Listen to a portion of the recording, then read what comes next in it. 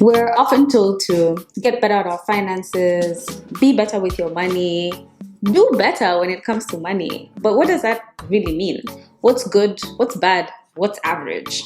Today, I want to talk to you a little bit about the different levels of mastery of your personal finances and give you a framework so that you know where you are and you know how to make better goals for the year that's coming up. My name is Val Njoroge, and I'm the CEO and co-founder of Africa's Pocket, your one-stop shop to learn about, plan for, and act on your finances. So, I want to think about this in sort of three phases, and we'll start really at the very beginning, what you should be doing if you're just starting out, if you're intermediate, and really what it looks like to completely master your personal finances. So if you're just starting out, I think the very first step is to understand exactly how much you earn and how much you spend. And you may be laughing, being like, obviously I know how much I earn, but that's not always the case. Especially if you're a freelancer or you have more than one source of income, it's really easy to kind of think about them as piecemeal and to forget things like interest income or gifts or little small things that you do that you may not consider work but bring you income. So you want to make sure that you put everything that brings an income to your life into one place. It could be a spreadsheet, it could be a piece of paper, whatever works for you. Put it all into one place so that you really understand how much money do I earn. And the reason why this is important is because for me, thinking about my finances in a percentage perspective is very important. So knowing that, I'm aiming to save, let's say 50% of my income makes it a lot easier to do if my income is increased. Obviously. The second thing is that it helps you make better decisions about how you invest, what you can afford from an expenses perspective, and how to move around some certain categories within your spending. So that's the first step. Figure out how much you earn. The second thing is figure out how much you spend. Now, this is a much more elusive figure. Most people don't know how much they spend on a month-to-month basis, let alone how much you spend on specific categories every single month. The big ones are usually easy. You know how much your rent is, you know how much your internet bill is, maybe you know how much you spend on fuel or transportation, maybe you don't. This is the next thing you want to do. Take some time, sit down and actually go through all of your bank statements, your mobile money statements, any other place that you spend money. If you spend money on cash, write it down. Spend about a month or 2 months doing this and get an average. That way you know how much you do. That way you have an average and you're able to know how much you spend on a month-on-month basis, whether it's a high spend month or a low spend month. And then from there, you can decide if you're comfortable with what you find.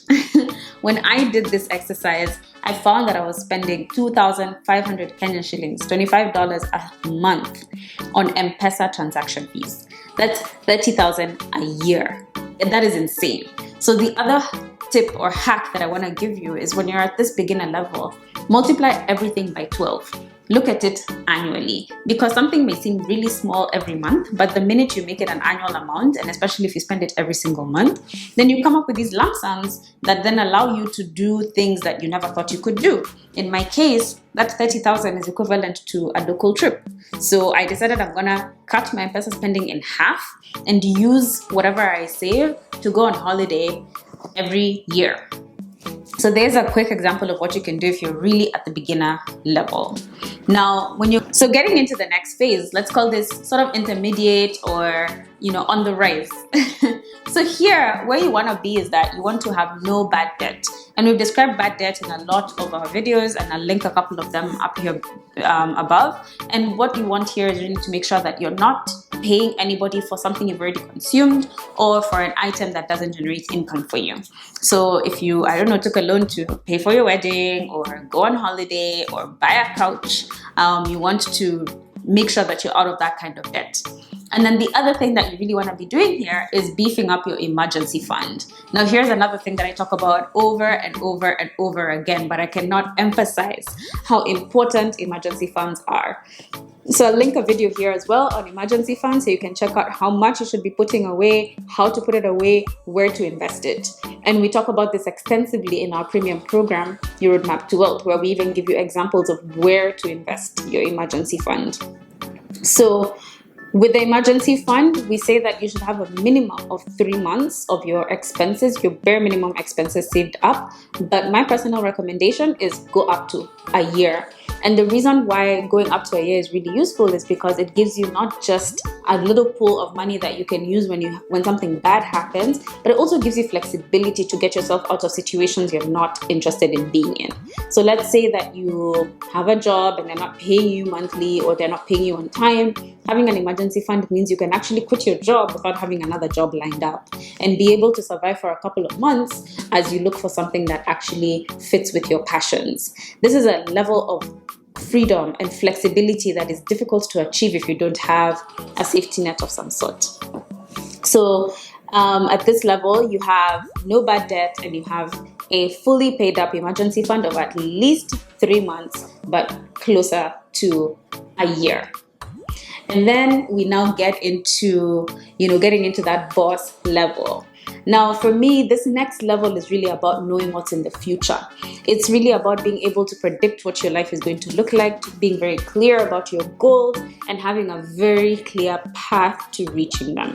So the first sign that you're sort of getting into this mastery level is that you know how much you own and you know how much you owe. So this is how much you owe outside of that bad debt that we talked about. So let's say you have a mortgage or your business has a loan of some sort. You need to know exactly how much money you owe and how much you need to pay off over what amount of time. That's the first step. The second step is in knowing how much you own. So what are your assets? How much are they worth? If you were to sell your car today, assuming that you paid it cash, if you were to sell your car today, how much would it bring in? If you were to sell your house today, how much would you be able to get back for it? That piece of land that you bought 5 years ago, what's it worth? Are all those things in a list somewhere where you can see them? And when you take your assets and you subtract your liabilities, so what you own, and you subtract what you owe, what you're left with is your net worth. And this is another concept that we teach in our premium program, Your Roadmap to Wealth. How to calculate your net worth, and then how to know how it's growing every single year. Because from a personal finance perspective, this is really the number that you want to keep growing. Because if your net worth is increasing and you're investing it in the right way, then you're well on your way to having your income from investments surpass your income from employment or from working every day. And that's really where you're trying to go. That's what financial freedom really is. So that's the first step, knowing how this balance sheet looks. And then the second step is in understanding what is your number? What is that financial freedom number for you? We like to call it your FU number. We can call it your freedom number. And what this really means is there's this number that you need to have in your bank account or in your net worth that now allows you to no longer rely on active income. It allows you to generate a certain amount of income that allows you to do the things you want to do, to live the kind of lifestyle you want to live without you having to wake up. And this changes from person to person because the lifestyle that you want to live is different. So you could be, somebody who just wants to live in a farm and grow your own food and eat eggs from your chickens and have no rent and just live a simple life.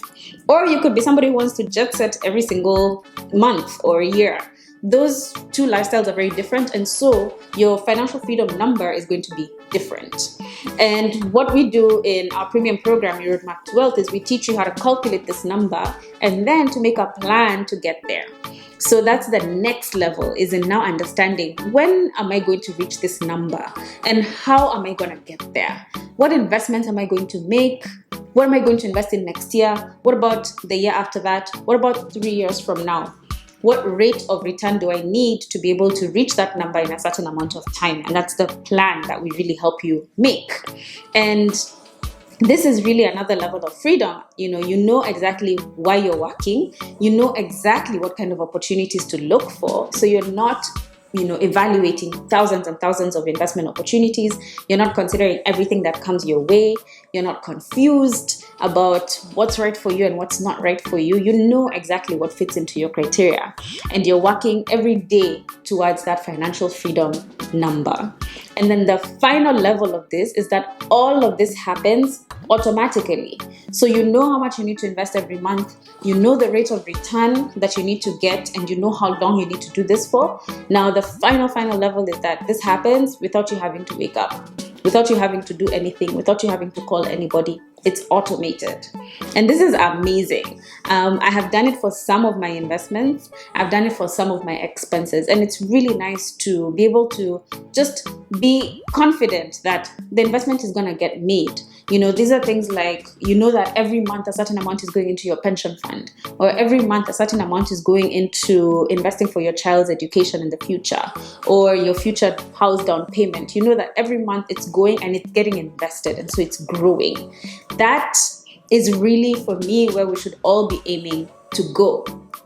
And so I'd love to know for you, where are you in this journey? Are you at the beginning where you're still figuring out how much you're spending? Are you on your way to having a fully funded emergency fund, or do you already have one? Do you know what your balance sheet looks like? Do you know what your net worth is? Do you know what your financial freedom number is and how to get there? I'd love to know. From my pocket to yours, sending you very good vibes.